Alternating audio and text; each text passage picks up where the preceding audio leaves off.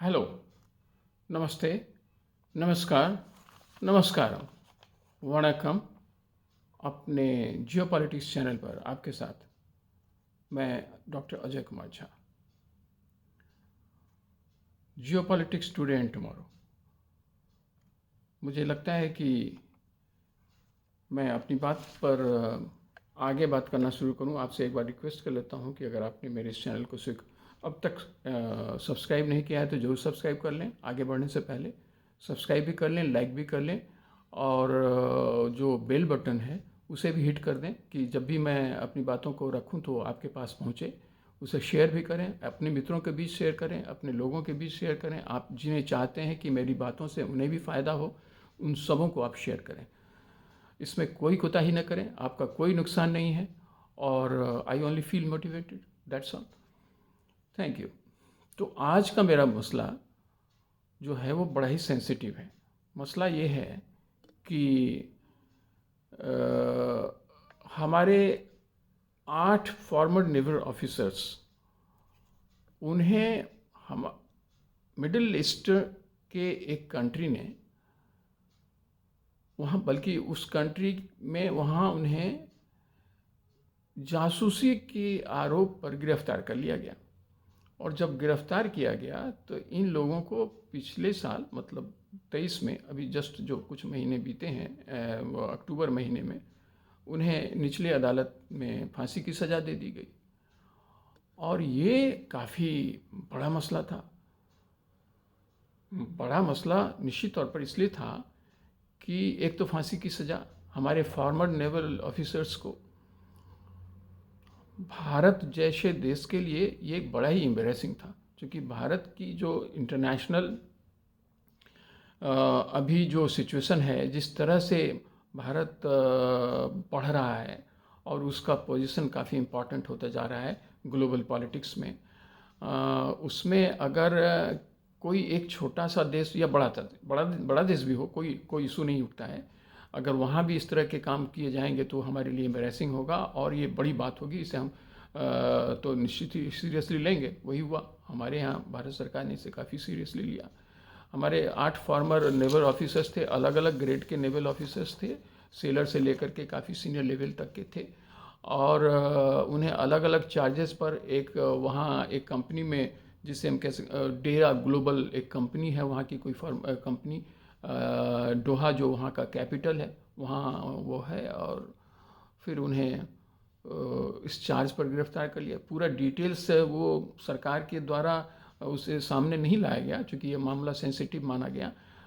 कहाँ किस कंटेक्स्ट में ये सब हुआ है। वैसे तो ये सोशल मीडिया का ज़माना है, बहुतों को बहुत कुछ पता है।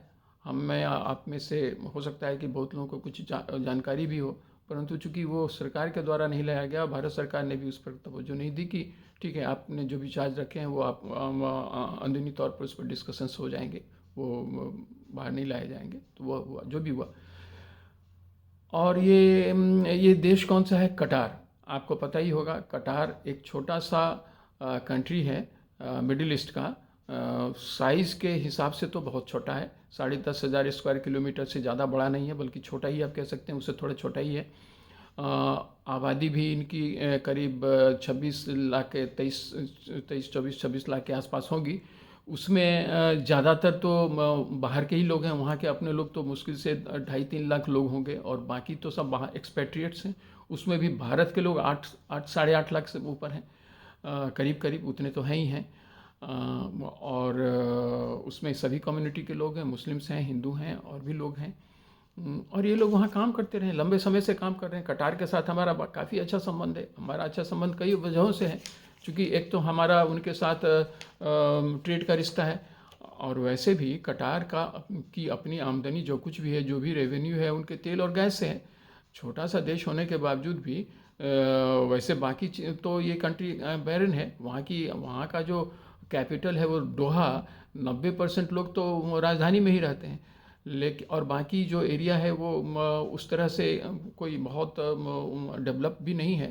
परंतु डेवलप आप कह सकते हैं कि देश डेवलप हो चुका है, कम से कम खास करके वहाँ जो राजधानी दोहा है और तो एक एक दो जो वहाँ जो दूसरी सिटी हैं, कुछ महत्वपूर्ण जो सिटी हैं वो सब भी डेवलप स्टेज में हैं। काफ़ी अच्छा महसूस करेंगे आप।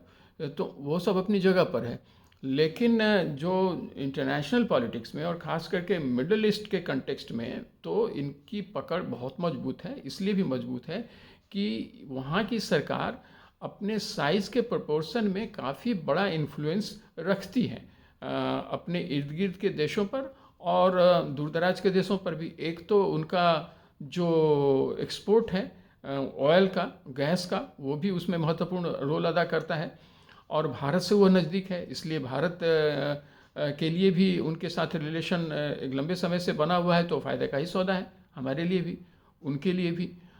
ये आप कह सकते हैं कि अरबियन जो प्रायद्वीप है उसके नॉर्थ ईस्ट पर है और वैसे तो ये तीन तरफ से समुद्र से ही घिरा हुआ है, पर्शियन गल्फ ही से घिरा है, लेकिन इसका एक जो दक्षिण वाला इलाका है वो सऊदी अरब से जा कर के टिकता है।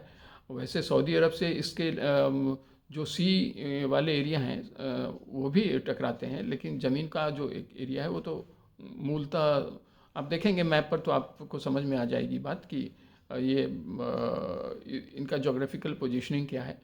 और जहाँ तक इनका आसपास के देशों से संबंध का सवाल है, पहले तो इनका सऊदी अरब से भी अच्छा संबंध रहा था, इन दिनों थोड़े टिफ हो जाते हैं, होते जा रहे हैं, कभी कभी हो रहे हैं कुछ इशूज़ पर, लेकिन ईरान से इनके अच्छे संबंध हैं।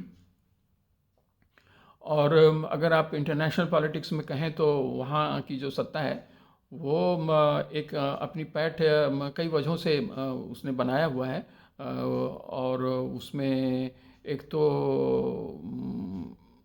ये काफ़ी सपोर्ट करते हैं मुस्लिम कॉज को, इस्लामिस्ट कॉज को ये सपोर्ट करते हैं, जो भी इन्हें जिस तरह से भी सही लगता है।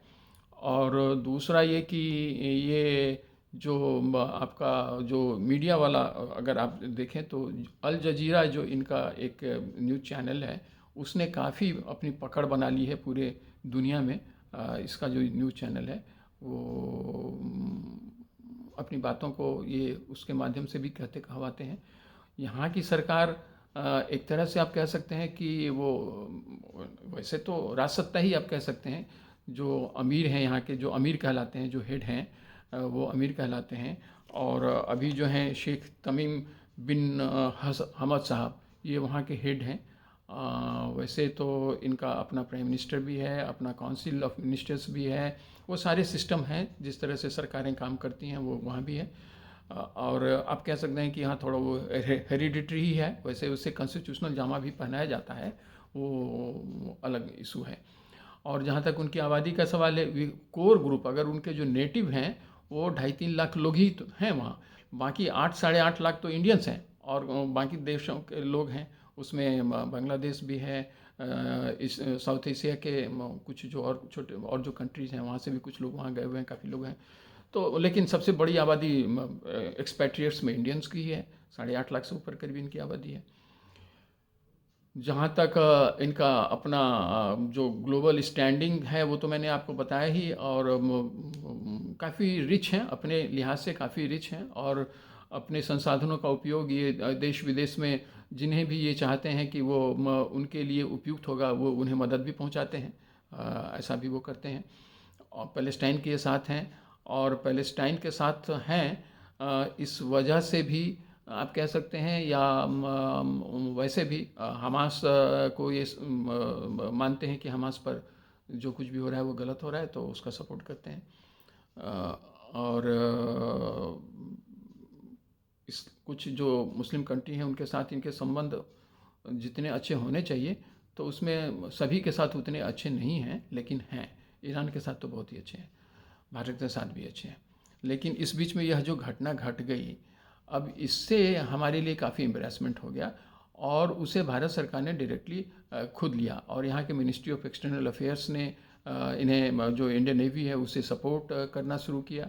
और ये लोग साथ साथ जो हमारे 8 लोग जिन्हें फांसी की सज़ा निचली अदालत में सुनाई गई थी उनको लेकर के ये लोग ऊंचे जो उससे ऊपर वाली अदालत है वहाँ इन लोगों ने दरखास्त लगाए थे, अलग अलग लोगों को अलग अलग तरह के चार्ज लगे हैं, लेकिन फांसी की सज़ा सबों को हुई थी।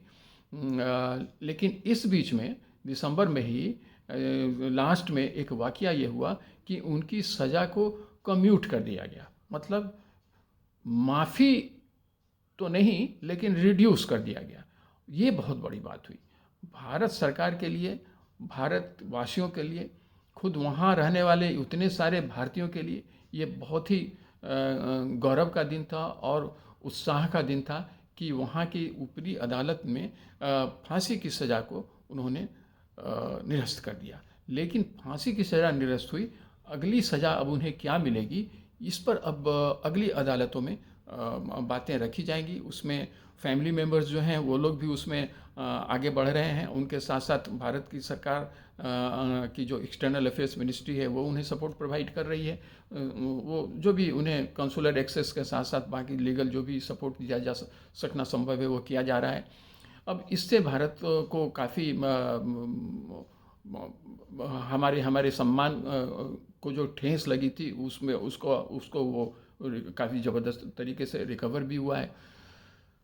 अब ये सब चीज़ें हुई हैं, लेकिन अब आगे क्या होगा उसके लिए हमें इंतज़ार करना पड़ेगा। ये बात हमें पता है, और अगर नहीं पता है तो हमें जान लेना चाहिए कि उसमें कुछ प्रक्रियाएं होती हैं। कई अभी 1-2 स्टेजेस और पार करने हैं। वहाँ पर अगर वो जो भी कुछ इन्हें निर्धारित करना है अगली सज़ा तो वो हो जाएंगे, या नहीं तो फिर बाद में जो हाईएस्ट जो अथॉरिटी हैं वहाँ के जो जहाँ पनाह, या आप कह सकते हैं कि वहाँ के जो किंग या अमीर जो हैं तमीम बिन हमद साहब, फिर उनके सामने वैसे तो ऑलरेडी इन लोगों ने अपना दरख्वास्त उनसे माफ़ीनामा या उन्हें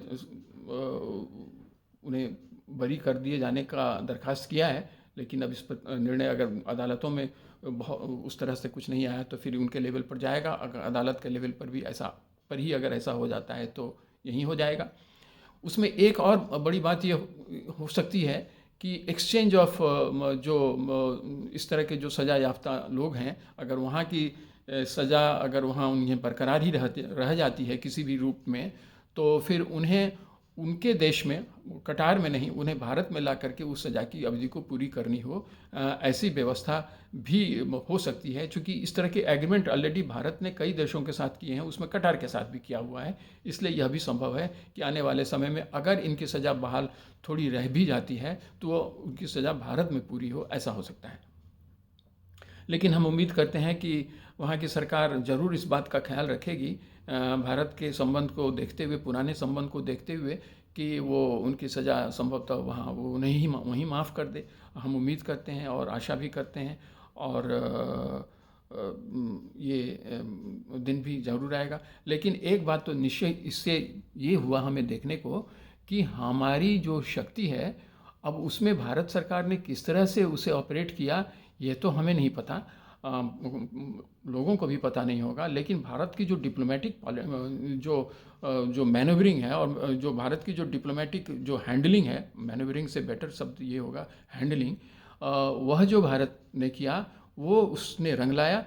क्योंकि इस बीच में एक बात मानना पड़ेगा कि सीधे सीधे माना जाता है कि प्रधानमंत्री मोदी जी ने भी वहाँ के अमीर से, जब उनकी मुलाकात दुबई में हुई थी, अभी COP28 सम्मेलन हुआ था, आपको याद होगा अभी दिसंबर में ही, जब वहाँ दुनिया भर के बड़े बड़े सभी राष्ट्राध्यक्ष या शासनाध्यक्ष जो वहाँ आए थे उसमें मोदी जी भी गए थे और वहाँ के अमीर साहब भी आए थे। तो उनसे भारत के प्रधानमंत्री मोदी जी की मुलाकात हुई, और उन्होंने भी ज़रूर इस बात को वहाँ रखा, और ये उसके भी फल हो सकते हैं, और निश्चित तौर पर हम यही मान रहे हैं। अदरवाइज़ ये संभव भी नहीं था। हम समझते हैं कि ये हमारे लिए अच्छा था, गौरव का दिन था, और आने वाले दिनों में भी ये वैसा ही रहेगा। आपको कैसा लगा?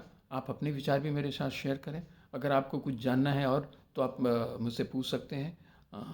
अपने दोस्तों के बीच आप ज़रूर, फिर से मैं आपसे आग्रह करता हूँ कि आप शेयर करिए। आप उन्हें भी यह मौका दीजिए कि वो भी आपके साथ जुड़ करके मेरे साथ जुड़ सकें और हम आप समूह के साथ जुड़ सकें। Thank you. जय हिंद।